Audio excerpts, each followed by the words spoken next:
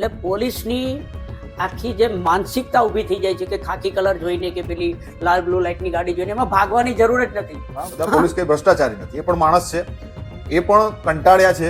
કારણ કે બહુ કડવી હકીકત છે આપણા ગુજરાતમાં કે જેટલા પોલીસ સ્ટાફની જરૂર છે એના કરતાં ઘણો ઓછો પોલીસ સ્ટાફ છે. એટલે માનસિક દબાવ એમના ઉપર પણ છે, તણાવ છે. આપણે પાછળ એટલા માટે છીએ કે આપણે દરેક વસ્તુને પૂજામાં મૂકી દઈએ છીએ. કૃષ્ણની પૂજા કરી શકીએ, રામની પૂજા કરી શકીએ, પણ એના જે પ્રિન્સિપલ્સ છે એને એડોપ્ટ કરી લો ને. પણ તમારા દંડાના આ ડરના કારણે થઈને એનો જન્મ થયો, નહીં તો એ કોઈ સારું કામ કરતો હોત. ડર એ ભ્રષ્ટાચારને ઉત્પન્ન કરવાની એક જનેતા જેવું કામ કરે. અને કે અમદાવાદના જુદા જુદા વોર્ડમાં, સુરતમાં, રાજકોટમાં ક્યાંય પણ ગુનાહિત પ્રવૃત્તિ થાય છે, અશિસ્ત છે, ગેરશિસ્ત છે, સુલે શાંતિનો ભંગ થાય છે, કોઈ પણ અપ્રવૃત્તિ થાય છે, તો એની જાણ કરવાની, એની માહિતી મેળવવાની અને બધી જ જવાબદારી સ્થાનિક સુધરાઈ સભ્યો, કોર્પોરેટરો અને પંચાયતના જે સભ્યો ચૂંટાયેલા છે એની જવાબદારી છે. નાગરિક પોતાનો કામ ધંધો લઈને ગુનેગારો સાથે સીધી દુશ્મની શું કામે કરે? જે રાજકીય કેસો થાય છે એની આખી પ્રક્રિયા અલગ છે. એક જુદી ગંદકી છે, એ જુદો જ ઉકરડો છે આખો. પોલીસ તમારું સન્માન ત્યારે કરશે કે જ્યારે આવી 3-4 ચોપડીઓ તમે વાંચી લીધી હશે.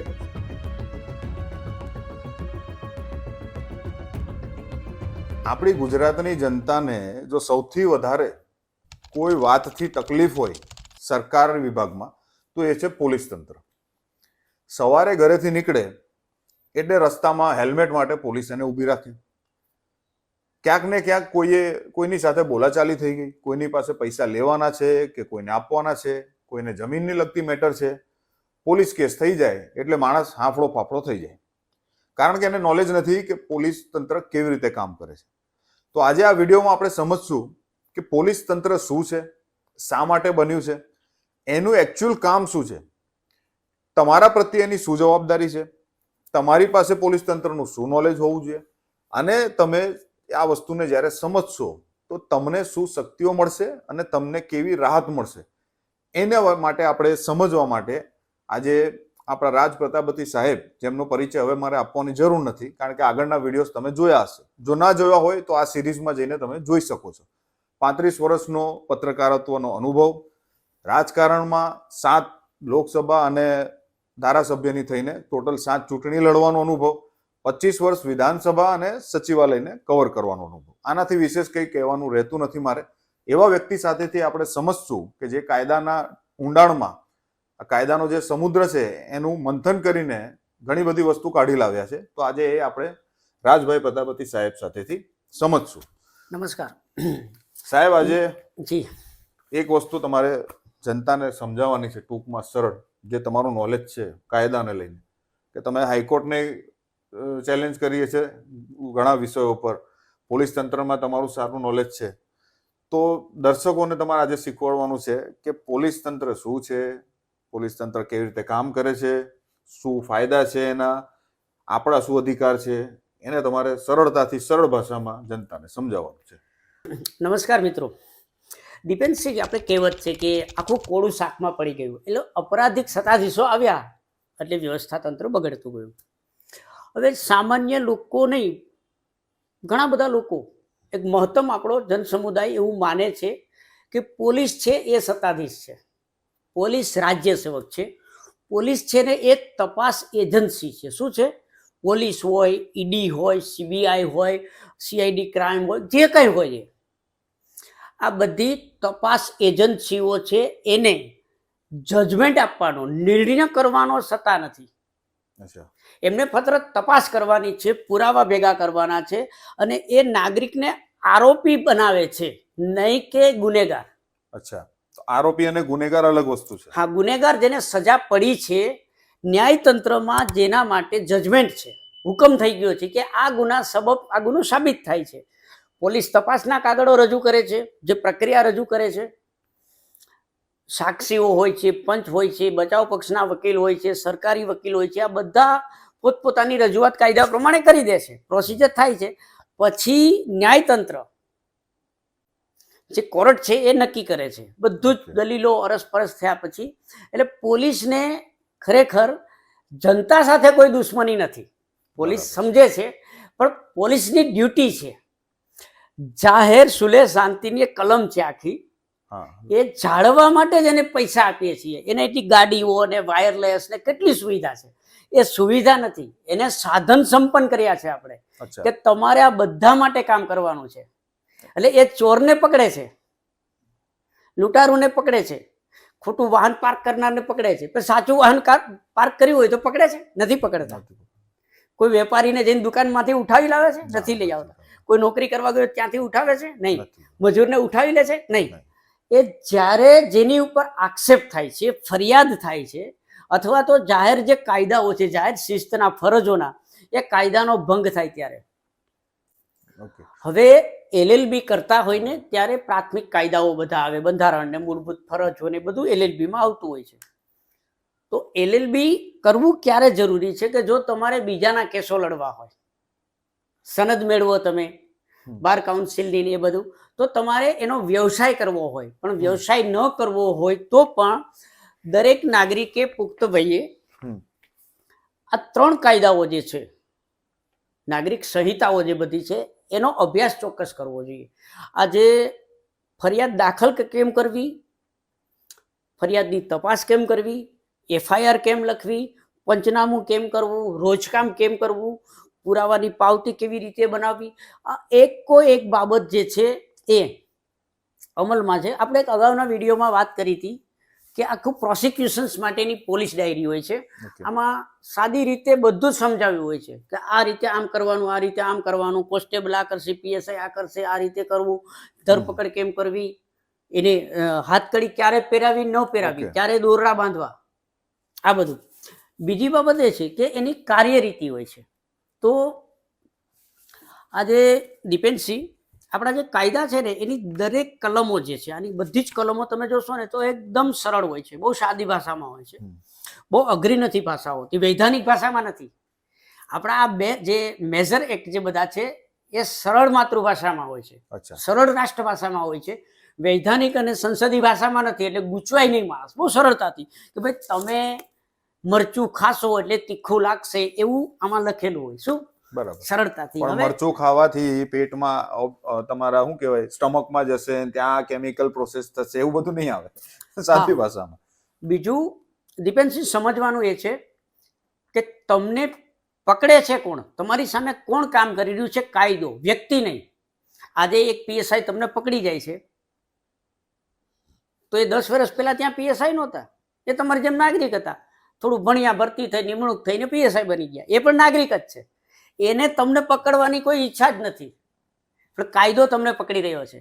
અને જ્યારે તમને કાયદો પકડવા આવે છે ત્યારે કાયદાની સમક્ષ તમે પ્રમાણિકતાથી રજૂ થઈ જાઓ એટલે ક્યારેય તમને પોલીસનો ડર નહીં લાગે.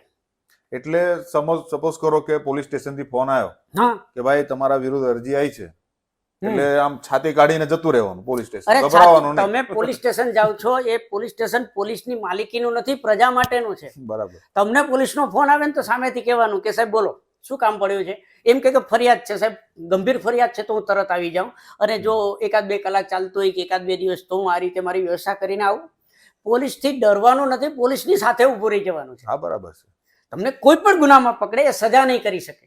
પોલીસ છે એ કોઈને જાતે સજા નહીં કરી શકે. પણ સાહેબ આજકાલ તો એવું છે ને, પોલીસ સ્ટેશન બોલાવીને 2 દંડા મારી લે પાછા. સાહેબ એ લીગલ છે કે એટલા માટે દંડા મારે છે, તમને એક વાત કરું કે એને પોલીસનું જે ફરજ બજાવે છે, કાયદાની જે ફરજ બજાવે છે, એને ખબર છે કે સામેનો માણસ કાયદા નથી જાણતો, એટલે દંડા મારે. હા, જો તમને કોઈ પોલીસ વાળો અપશબ્દો બોલે, કોઈ દંડા મારે, એક તમાચો પણ મારે, તો તમને જ્યારે 24 કલાકની અંદર કોર્ટ સમક્ષ રજૂ કરે છે ત્યારે તમે પોલીસ સામે વિધિસર ફરિયાદ લખાવી શકો. અને કેમ લખાવી એના પણ કાયદામાં જોગવાઈ છે. અચ્છા, પણ લોકોને ખબર નથી. અહીંયા તો કેવું છે, અમારે સુરતની જ વાત કરું, જી, ભૂલે ચૂકે જો પોલીસ સ્ટેશનનો ફોન આવી ગયો ને તો પહેલા તો પોલીસ સ્ટેશનમાં ભાઈ કોઈ સેટિંગ વાળો માણસ છે કે નહીં એને ગોતશે કે સાહેબ મારું કંઈક જુઓ ને, ત્યાં પોલીસનો ફોન આવી ગયો, શું થયું. ઘણા મારી પાસે એવા કોમેન્ટ આવેલા લોકો છે કે પોલીસ સ્ટેશનમાં એન્ટર થાય એ પહેલા તો એને 50,000 ચૂકવી દીધા હોય કે સાહેબ દંડો નહીં મારતા. આ પરિસ્થિતિ છે આજે હું તમને સુરતની અંદર. ના, હું આ ફિલ્ડમાં છું, પત્રકારિત્વમાં છું, એટલે થોડું આ બધું અભ્યાસ કર્યો, એટલે પોલીસ સાથે અમારા વ્યવહારો હોય, માહિતીની આપ લે ને બાતમીઓ ના તેને બધું ચાલતું હોય. પણ એક વાત એ છે કે એવું કહેવાય છે કે પોલીસની દુશ્મની પણ ના કરવી અને દોસ્તી પણ ના કરવી. દોસ્તી એટલા માટે ન કરવી કે જો તમે ગુનેગાર હોય ને તો ત્યારે તમારો મિત્ર કદાચ અધિકારી હશે ને તો પણ એને તમારી સામે કાયદાથી જ કામ લેવું પડશે. અને શત્રુતા એટલા માટે ન કરવી કે કાયદાનો પ્રયોગ કરવાની જે સત્તા છે, જાતે કેસ દાખલ કરવાની છે, સુલે શાંતિ બદલ તમારી અટક કરવાની જે સત્તા છે એ પોલીસ પાસે છે. એટલે જો શત્રુતા કરો તો એનો દુરુપયોગ કરવાની એને એક વિકલ્પ મળેલો છે. પરંતુ હું પ્રજાના દરેક વ્યક્તિને એક વાત સ્પષ્ટ કહી દઉં, કાયદો પ્રજાની સુરક્ષા માટે છે. જેથી કરીને તમને પોલીસનો ડર રાખવો ને એ સંપૂર્ણપણે ભ્રમ છે. આજે અમે લોકો, હું 35-40 વર્ષમાં છું, ક્રાઇમમાં બહુ કામ કર્યું, ક્રાઇમ રિપોર્ટિંગ તરીકે કોર્ટનું બીટ કરતા હોય એટલે કાયદાની વ્યવસ્થાઓ જોઈ છે. સાહેબ, પોલીસ સાથે તમે ફેમિલી રીતે જ રહી શકો છો, પણ ક્યારે? પોલીસ તમારું સન્માન ત્યારે કરશે કે જ્યારે આવી 3-4 ચોપડીઓ તમે વાંચી લીધી હશે તો. અને કદાચ તમે અભણ હોય તો 1-1 કલાકનું કામ છે સાહેબ. તમે પોલીસ આજે યુટ્યુબ પેલા પ્લે સ્ટોર હોય છે ને બધા, એમાં કાયદા પોથી ના બધું તો ઓનલાઈન મળે છે. તમારે જે કામ માટેનું હોય ને એ કલમ બતાવે છે. તો તમે મોબાઈલ લઈને જાઓ ને તો સાહેબને કહેવાય સાહેબ આ શું થયું, તો કે ભાઈ તમારી ઉપર આ પ્રકારનો ગુનો છે મારામારીનો. તો કહેવાય ઓકે આ ગુનો છે ને સાહેબ, ઓકે હવે આમાં શું મારે કરવાનું છે, મારે અહીંયા અટકમાં રહેવાનું છે તો તમે મારા ફેમિલીને જાણ કરી દો. એટલે એ પ્રમાણે કરે. અને માટે જો લોકઅપમાં રાખવાના હોય તો એ કરો, મારી સહીઓ લેવાની હોય, નિવેદન લેવાના હોય તો તમે તમારી રજૂઆત તો કરી શકો છો. કારણ કે જો કોઈએ ખોટી ફરિયાદ કરી હોય તો એની સામે ફરિયાદ કરવાની પણ એ જ પોલીસ સ્ટેશનમાં છે. પણ સાહેબ ફરિયાદ ના લેતો ઘણીવાર મેં જોયું છે. હા, આ ચૈતર વસાવાનું જ લઈ લો કેસ, MLA ચૈતર વસાવા, બરાબર, એમણે બી ફરિયાદ કરી પણ એમની ફરિયાદ લેવામાં ના આવી એવું કે છે. હા, જો તમને કહું, એને કાઉન્ટર કેસીસ સિસ્ટમ છે આખી. આમને જે દિવાનીમાં ચેપ્ટર કહેવાય અને કાઉન્ટર કમ્પ્લેન કહેવાય. તો જે રાજકીય કેસો થાય છે એની આખી પ્રક્રિયા અલગ છે. એક જુદી ગંદકી છે, એ જુદો જ ઉકરડો છે આખો. જ્યારે પબ્લિક સાથે કામ કરવાનું હોય છે ત્યારે પોલીસ અને નાનાથી લઈને બધા જજો એ બહુ સદભાવનાથી કામ કરતા હોય છે. કારણ કે એ પોતે જાણે છે, આજે PSI કે PI હોય છે એ જાણતો જ હોય છે કે હું આના જ પૈસા ખાઉં છું, આના જ પૈસાનો પગાર લઉં છું. જજ બી સમજે છે કે મારી સામે આવેલો અસીલ છે એ કરદાતા છે, એને જ મતદાન કર્યું છે. આ બધા જ જે શિક્ષિતો છે જે પદ ઉપર એ તો જાણે જ છે, પણ તમારે ડિસિપ્લિનમાં એની સામે આવવાનું છે. હમણાં અવારનવાર આવતા હોય છે કેસોમાં, નોલેજ સાથે આવવું પડે. હા, નોલેજ લેવા માટે તમને કોઈ ના નથી પાડતું. અને આ બધા કાયદાઓ હવે મોબાઈલમાં છે ને. હું મારા પોતાના 12 વર્ષનો એક્સપિરિયન્સ છે જી, ડિપાર્ટમેન્ટ સાથે મેં કામ કર્યું. હમ. મતલબ મેં જે પ્રકારની સોશિયલ વર્ક ને બધું કર્યું એમાં મારે અવારનવાર પોલીસ સ્ટેશનોમાં જવાનું થતું. મારી સામે પણ ઘણા એલિગેશન લાગતા હતા. કારણ કે આપણે કોકને ખોટું કરતા રોકીએ ને સાહેબ, તો ખોટું કરવા વાળો પાછો આપણી પર ફરિયાદ કરે. એ પણ તમે જોયું જ હશે, હમણાં અમદાવાદમાં બુટલેગરે ફરિયાદ કરી મીડિયા ઉપર કે જેણે બુટલેગરને ખુલ્લો પાડી દીધો સમાજ સમક્ષ, તો એના ઉપર ફરિયાદ થઈ. ડિપેન્ડ છે. હું તમને એક જ મિનિટ, હમણાં 2-4 ઘટનાઓ જે બની છે, એક ધારાસભ્યને કેસ થયો, જામીન થતા નથી, જેલમાં છે, એ આખી બાબત અલગ પ્રકારે ચાલી રહી છે. બીજું કે અમદાવાદની ઘટના બની ઘાટલોડિયામાં, એવું એમણે સીધું પેલું કર્યું છે. એટલે જે તે સમયે પોલીસમાં જાણ બી કરી હતી કે આવું ચાલે છે, દારૂ વેચાય છે અને આ બધી બાબતો છે. પણ દારૂ જ્યાં વેચાય છે ત્યાં ફરતી રેસિડન્સ છે, વાલીઓ જાય છે, વિદ્યાર્થીઓ જાય છે, બધા જતા હતા ને, એમને કોઈએ પહેલાં તો કમ્પ્લેન નથી કરી પોલીસને. અથવા તો તમે જે કહેવાય ને કે અરજી કરી શકો છો પોલીસને, ખાનગી અરજીઓ કરી શકો છો, પત્ર દ્વારા કરી શકો છો. આજે જુદી જુદી કમિશનરની ને SPની વેબસાઇટ ખોલો તો બધાના નંબર અવેલેબલ છે, સીધા મોબાઈલ ઉપર કહી શકો તમે. બરાબર. હવે મેઇન મુદ્દો એ છે કે એમણે સ્પષ્ટપણે પત્રકાર તરીકેની ભૂમિકામાં સજાગતા બહુ જરૂરી છે. ભૂપેન્દ્રભાઈ પટેલ છે એ ઘાટલોડિયાથી ચૂંટાયેલા ધારાસભ્ય ચોક્કસ છે, પરંતુ ધારાસભ્ય બન્યા પછી બહુમતી મતદાનથી એ મુખ્યમંત્રી બન્યા છે. એટલે મુખ્યમંત્રીનું પદ છે તો એમણે જોડેલું છે એમાં સ્પષ્ટ રીતે. પત્રકાર તો હું છું, તો મીડિયામાં તમે જે વસ્તુને સીધે સીધી પ્રજા સમક્ષ મૂકો છો તો તમારે એના કાયદાના માપદંડ પ્રમાણે મુખ્યમંત્રીને એને ટેગ કરેલા છે. એનું ટાઇટલ એવું છે કે મુખ્યમંત્રીના વિસ્તારમાં આ બની રહ્યું છે, તો ત્યારે મુખ્યમંત્રી સીધા જવાબદાર નહોતા. મુખ્યમંત્રીનો વિસ્તાર આખું ગુજરાત રાજ્ય છે. બરાબર. ભૂપેન્દ્રભાઈ પટેલ એમ ના કહી શકે અત્યારે મુખ્યમંત્રી તરીકે, એવું કહી શકાય કે એક સતી છે, સાંસદ તરીકે. અને એક સતી છે એટલા માટે પોલીસ એની સામે અગેન્સ્ટમાં ગઈ છે. તમે પોલીસની સામે ગમે તે આક્ષેપ કરો, એ પોતે તો પાવરમાં જ છે, એને જાતે કેસ કરવાના, અટક કરવાના બધા પાવર્સ આપ્યા છે. એ તો તમે જ્યારે કોર્ટમાં જાવ તો ન્યાય મેળવો ને. અચ્છા, બીજી એક વસ્તુ સાહેબ, આ ઘણીવાર જનતાની પણ વાત છે. જી. તમે તેમ કીધું કે પબ્લિકને આજુબાજુ રહેતા હતા એમણે કમ્પ્લેન ના કરી, હમ. તો હું પણ જનતાને અને દર્શકોને કહેવા માંગીશ કે તમારા વિસ્તારમાં સપોઝ કરો, ધારો કે એક દારૂનો અડ્ડો ચાલે છે. હવે એક જ જાગૃત માણસ છે જેને તમારી બધાની ચિંતા છે, એ અરજી કરે છે. હમ. એટલે બની શકે કે એની અરજી પર કદાચ હમ. લોકલ તંત્ર ધ્યાન ન આપે, હમ. પણ અને કદાચ આપી પણ દે, તો બની શકે કે એ વ્યક્તિને દબાવે કે ભાઈ તું અરજી બરજી કેમ કરે છે, શા માટે કરે છે. પણ હું દર્શકોને કહીશ કે જો એ એક વ્યક્તિ કરી રહી છે એ જ કામ જો તમારા વિસ્તારના 10, 20 કે 50 જણ કરશે, તો એ કેટલા જણને દબાવશે?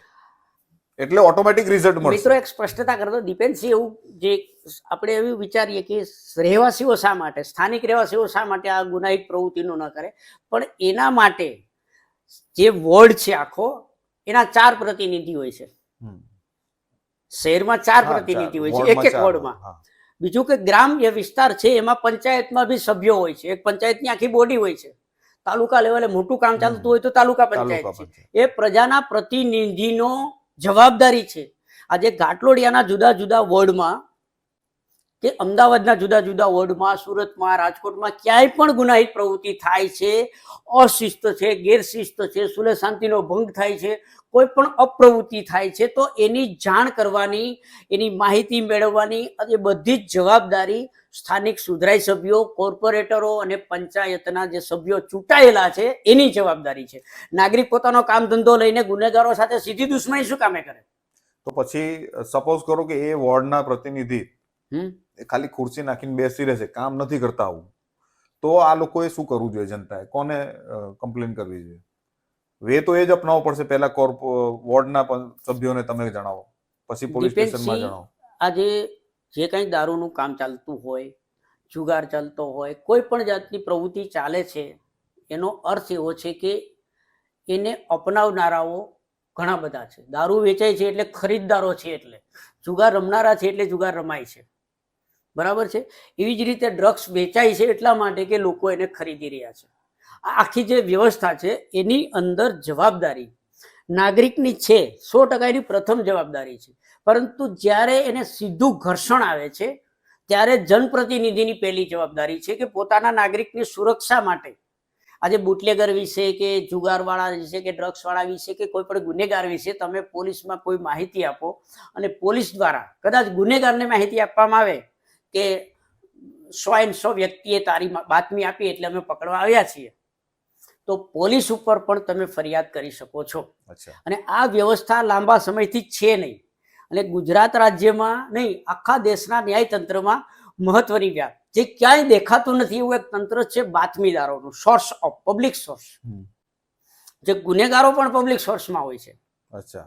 પણ સામાન્ય નાગરિકમાં પોલીસમાંથી રિટાયર્ડ થઈ ગયેલા લોકો હોય છે, ઘણા પત્રકારો હોય છે, એ જુદા જુદા સ્ટેજ ઉપર, માનો કે હું ડીઆઈજી ને ડીએસપી ના સોર્સમાં હતો, એટલે ડીઆઈજી ની નીચે 5 જિલ્લા હોય, તો રૂબરૂ જઈ ત્યારે ફોન ને એવું નહોતું, રૂબરૂ કે ભાઈ સાંજે 5-6 વાગે આવજો. એટલે અધિકારી સાથે તમે બી ફ્રેન્કલી નેચરલ જ તમે વાત કરી દો કે ભાઈ આ વ્યક્તિ છે, આમ છે, આ પ્રવૃત્તિ ચાલે છે, અહીંયા ચાલે છે, આપી દેવાનું. એક અધિકારી કામ કરે કે ના કરે, વાત પૂરી થઈ ગઈ. અમારે કલેક્ટરો સાથે બી પર્સનલી ડિસ્કશનમાં બેસવાનું હોય, તમે ટાઈમ લઈને જઈએ ક્યારે કે સાહેબ આ જમીનની મેટરમાં આ ચાલે છે, પેલામાં આ ચાલે છે, આ ચાલે છે, આપી દેવાનું. એના સમાચારો બનાવવાના નથી. તો કહેવાય ને કે ધારો કે એક મેં એ જ તમને કીધું જનતાને પણ કે એક વ્યક્તિ જઈને કહે છે અથવા અરજી કરે છે, પણ જો એકથી અનેક 50-100 જણા જઈને કહે છે તો એને કામ તો કરવું જ પડશે. પછી સાહેબ એક જણ કરે છે એટલે નથી કરતા, ચાલ ને ભાઈ છોડ ને, એક જ જણ કહી ગયો, પણ જો 100 જણ 200 જણ જયારે જઈને કહેતા હોય વારાફરતી 1 by 1, તો પછી એના પર પ્રેશર બને ને. દરેક એપાર્ટમેન્ટ, ફ્લેટ અને સોસાયટીઓ બનેલી હોય અને સોસાયટી નિમાયેલી હોય, એના પ્રમુખો પણ હોય છે. જ્યારે કોર્પોરેટરો કે સુધરાઈ સભ્યો જે કહેવાય એ કે પંચાયત સભ્યો કંઈ કામ ન કરતા હોય, આવી પબ્લિકની જે જવાબદારીઓ ન નિભાવતા હોય, તો સૌથી નાનામાં નાનું એકમ એટલે સ્થાનિક સોસાયટી, એક ફ્લેટ હોય સોસાયટી હોય, સોસાયટીના પ્રમુખે પોતાના લેટર પેડ ઉપર બી આપી શકે, રૂબરૂ જઈને આપી શકે. અને જ્યારે કોઈ પણ આવી પ્રવૃત્તિ છે એ સમૂહમાં જઈ અને રજૂઆત કરવાની, એક ખાસ તમને કહી દઉં કે તમે કમિશનરને પણ સારી રીતે મળી શકો છો અને ડીએસપીને પણ મળી શકો છો, અને આ લોકો બપોર પછીના ટાઈમમાં પબ્લિક માટે જ અવેલેબલ છે, જનતા માટે જ બેઠા છે. સવારે એનું જે રૂટીન કામ પતાવી લે તો કોઈ કમિશનર કે તમને ના નહીં પાડે, પણ તમારે સત્ય રજૂ કરવું જોશે કોઈ ભેદભાવ વગર, તો એ કામ કરશે. તમે પીએસઆઈ પાસે જશો અને એસપી પાસે જશો, SP is the monitoring power, commissioner is the monitoring power. Commissioner અને એસપીને આ નીચેના બધા અધિકારીઓ સામે એક્શન લેવાના સીધા પાવર્સ છે. એટલે જો તમને એવું હોય કે સ્થાનિક પોલીસ સ્ટેશનમાં કંઈ નથી થતું, બરાબર છે, તો સારો સમય લઈને 5 જણા જઈ આવો. અને લોકો એવું સમજે છે કે પુરુષો જ જાય, હા, મહિલાઓ બી જઈ શકે છે, પણ મહિલાઓએ પણ પોતે જવું જોઈએ. એટલે ટૂંકમાં આજે પોલીસ ડિપાર્ટમેન્ટનો એક ડર તમારા મગજમાં બેસી ગયો છે, તેને કાઢી નાખવાની જરૂર છે. કારણ કે પોલીસ જે છે એ પેલું કહેવાય ને યમરાજના દૂત નથી, એ એક જનસેવક જ છે. એમનું કામ છે તમારી સુરક્ષા કરવાનું, તમને સેવા આપવાનું, તમને એમની સર્વિસ આપવાનું કે લો એન્ડ ઓર્ડર મેન્ટેન રહે. તો ક્યારેય પોલીસનો ફોન આવે તો ગભરાઈ ના જવું, કારણ કે ઘણા મેં જોયા છે વ્યક્તિઓ ફોન આવે એટલે ડાયરેક્ટ શોધવા મળે માણસ કે મારું સેટિંગ કોણ કરાવશે, અને એના જ કારણે પોલીસ તંત્રની અંદર આ વહીવટિયા તમારા ઉભા કરેલા છે, આ જનતાએ ઉભા કરેલા અત્યારે છે. પોલીસ ફોન કરે છે, પેલા ફોન નહોતા ને ત્યારે ઘરે આવવું પડતું, બરાબર. અને પેલી વાત એ છે કે બધાએ એક વાત સમજવી જોઈએ કે પોલીસ પોતે માણસ હોય છે, એને પત્ની હોય છે, ભાઈ બહેન હોય છે, એના મા બાપ હોય છે, દાદા દાદી હોય છે, એના સગાવાલા હોય છે, એના સંતાનો હોય છે. એને પણ કોઈ ગુનેગાર જોતો નથી. પોલીસ સાથે ઘર્ષણ કરવાની જરૂર નથી. આજે હું તમને કહું કે આપણા ઘરની આસપાસ જોશો તો કેટલા બધા પોલીસ વાળાની પત્નીઓ અને દીકરીઓને હોય છે, બરાબર છે. મારા પોતાના એપાર્ટમેન્ટમાં 4-5 જણા રહે છે. હા, તો એનો અર્થ એવો નથી કે આપણાથી જો સમાજનો એક ભાગ છે એ જ્યારે યુનિફોર્મમાં ડ્યુટી ઉપર છે ત્યારે કાયદાથી કામ કરે છે. બાકી એને બી તમારી જેમ મંદિરે આવવાનું છે, તમારી જેમ મસ્જિદે જાય છે, સામાન્ય નાગરિક જ છે. એની ફરજ જે છે એ પ્રમાણે ચાલે છે.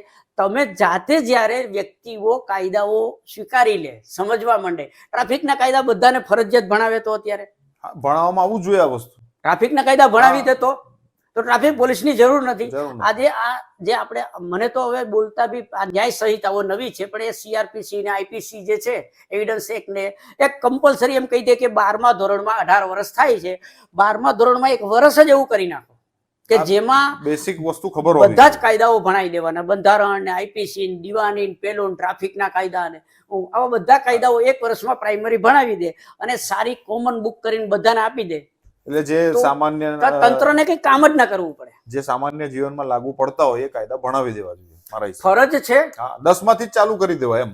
એકચ્યુઅલી એવું નથી હોતું કે ભાઈ ઘણા લોકો બોલતા હોય છે કે પોલીસ તંત્ર તો આમ છે, પોલીસ તંત્ર આમ કામ કરે ખરાબ છે, પણ પોલીસ તંત્રમાં કઈ બધા એવા નથી હોતા કે જેના કારણે પોલીસ તંત્રની છબી ખરાબ થઈ છે માત્ર થોડાક એવા લોકોના કારણે કે જેઓએ એવી વસ્તુઓ ઊભી કરી દીધી છે સિસ્ટમમાં કે જે તમારા ડરનો ફાયદો ઉઠાવે છે. તમે જે ડરો છો એ ડરનો ફાયદો ઉભો થઈને જ વહીવટિયાઓનો જન્મ થયો છે, જે પોલીસ સ્ટેશનની બહાર બાઇકો ઉપર ને ગાડીઓમાં કાળા કાચવાળી ગાડીઓમાં બેઠા હોય છે અને જેમનું કામ છે વહીવટ કરાવવાનું કે સાહેબ તને દંડો નહીં માર્યો, પણ તમારા દંડાના આ ડરના કારણે થઈને એનો જન્મ થયો છે, નહીં તો એ કોઈ સારું કામ કરતો હોત. ડર એ ભ્રષ્ટાચારને ઉત્પન્ન કરવાની એક જનેતા જેવું કામ કરે. અને બીજું સાહેબ એક વસ્તુ બહુ દીપેનસિંહ સમજવા જેવી બહુ સરળ બાબત છે. ગુનાખોરી છે એની વ્યવસ્થા જે છે એ ઉત્પન્ન કેવી રીતે થાય છે, તો આપણે આપણો જે યોગ્યતા છે એના કરતાં વધારે કરીએ. બીજું, જેને દારૂ પીવો છે તો અત્યારે હેલ્થ પરમિટો મળે જ છે. હા, બરાબર. સારા દારૂ પીવા માટેની હેલ્થ પરમિટ મળે છે. બીજું, દારૂ પીવાની જરૂર ન પડે એટલા માટે નંબર ઓફ ટોનિક્સ, ફાઈબર, પ્રોટીન તમે માંગો એ પર્ટિક્યુલરલી તમને મળે છે. અને ગૂગલમાં તમે એમ કહો કે મને કમરનો દુખાવો છે તો હજારોની સંખ્યામાં સલાહકારો પેલું દવાઓ મેડિસિન, હવે તો બધી મેડિસિનનું તમે નામ નાખો તો એનું કન્ટેન્ટ આપે છે. હવે મેઇન મુદ્દો એ છે કે આપણે કોણ નાચે છે ને કોની કમર સારી છે એમાંથી બહાર નથી આવતા. સાચી. એટલે આપણું ધ્યાન છે ને નાગરિકોનું ધ્યાન ભટકાઈ રહ્યું છે અન્ય મેટર તરફથી, અને એટલે જ રાષ્ટ્ર જુઓ તો સામાજિક ને બૌદ્ધિક રીતે ધીરે ધીરે પછાત થઈ રહ્યો છે આપણો રાષ્ટ્ર. આપણી સાથે આઝાદ થયેલા દેશો આજે બધી જ દ્રષ્ટિએ આપણા કરતા ક્યાંય આગળ નીકળી ગયા છે સાહેબ. આજે જર્મની જેવું જર્મની તદ્દન પાયમાલ થઈ ગયેલું જર્મની 1945માં અથવા 47માં જર્ની શરૂ કરે છે આપણી સાથે સાથે. એ જર્મનીનું જીડીપી આજે આપણી કરતા આગળ હતું અત્યાર સુધી. દીપેનસિંહ એક વસ્તુ તમને કહું, ભારતની અંદર જે પૂર્વેથી આર્યભટ્ટે શૂન્યની શોધ કરી ત્યારથી શરૂ કરીને અત્યાર સુધીમાં આપણી પાસે જેટલું રો મટીરિયલ કમ્પ્લીટ મળ્યું છે, જે સૈદ્ધાંતિક કહેવાય, જેને જે લો કહેવાય, નેચરલ લો જે છે, એમાં ગીતાજી એટલે કર્મનું બંધારણ, વેદ એટલે પ્રકૃતિનું બંધારણ, આપણા પુરાણો, આ બધું જ. પછી કુરાન હોય કે બાઇબલ હોય, ગ્રંથ સાહેબ, આને તમે પૂજા ના કરો, એને વાંચો ને સમજો. સમજવાની વાત. આજે તમને કહું કે આપણે પાછળ એટલા માટે છીએ કે આપણે દરેક વસ્તુને પૂજામાં મૂકી દઈએ છીએ. કૃષ્ણની પૂજા કરી શકીએ, રામની પૂજા કરી શકીએ, પણ એના જે પ્રિન્સિપલ્સ છે એને એડોપ્ટ કરી લો ને, બરાબર છે. અને સેકન્ડ તમને કહી દઉં કે બીજા દેશો છે ને એ કર્મને મહત્વ આપે છે ને આપણે સીધા ફળને જોઈએ છીએ. અને આજે જાપાન છે, ચાઇના છે, પ્રોસેસ પર કામ કરે છે. હા, એ લોકો શું માને, એ એક જ સેન્ટેન્સમાં ચાલે છે. વર્લ્ડની અંદર તમે ડેવલપમેન્ટ જોશો ને, જ્યાં પણ એ ગીતાજીનો એક જ સિદ્ધાંત ચાલે છે, એને ત્યાં એક જ શ્લોક ચાલે છે, કર્મણીય વાધિકારસ્તે માં કર્મ ફલેષુ કદાચ, કે તું કર્મ કરીએ જા ફળ મળશે. ફળ મળશે, સાચી વાત છે. આપણે કર્મમાં નથી માનતા, ફળની લૂંટ કરીએ છીએ. એટલે આ એક વસ્તુ સમજવા જેવી છે કે તમને જો પોલીસનો ડર લાગતો હોય જી, તો એનો સાફ મતલબ છે તમે કંઈક કર્મ ખોટું કર્યું. હા, જો તમે કર્મ ખોટું નથી કર્યું તો તમારે ડરવાની જરૂર નથી. પોલીસ સ્ટેશનમાં સામેથી જઈને ઊભા થઈ જાઓ, કહો સાહેબ મારી મદદની ક્યાં જરૂર છે કહો, તો ઓટોમેટિકલી બધા પોલીસ કે ગુંડા નથી, બધા પોલીસ કે ભ્રષ્ટાચારી નથી, એ પણ માણસ છે, એ પણ કંટાળ્યા છે. કારણ કે બહુ કડવી હકીકત છે આપણા ગુજરાતમાં કે જેટલા પોલીસ સ્ટાફની જરૂર છે એના કરતાં ઘણો ઓછો પોલીસ સ્ટાફ છે. એટલે માનસિક દબાવ એમના ઉપર પણ છે, તણાવ છે. એનું જ કદાચ રિઝલ્ટ હોય કે તમને આડું અવળું કદાચ બોલી પણ દેતા હોય, પણ એનો મતલબ એ નથી માણસ ખરાબ છે, એને પણ બાળકો છે, એને પણ પરિવાર છે. તો એવા વ્યક્તિઓ સાથે હા, દીપેનસિંહ, એક તમને એવું લાગશે કે પોલીસ આવું કેમ કરી રહી છે. જુઓ, વકીલો તો જાણતા જ હશે, પોલીસ વાળા બી જાણતા હશે, અને ન્યાયાધીશો બી જાણતા હશે. પોલીસ તપાસ એજન્સી છે, એટલે જ્યારે એને આ બધું મરી મસાલો લઈને તપાસને કાગળો ને ફાઇલો ને એ બધું લઈને જાય છે ને, તો એ કેસ પૂરો ન થાય ને ત્યાં સુધી એ ત્યાં જોડાયેલો રહે. આજે એક પીએસઆઈ તપાસ કરે છે એટલે એને પાછો જવાબ આપવા જવું પડે છે કોર્ટમાં, તો એ બી આપણા જેવા સામાન્ય નાગરિક છે.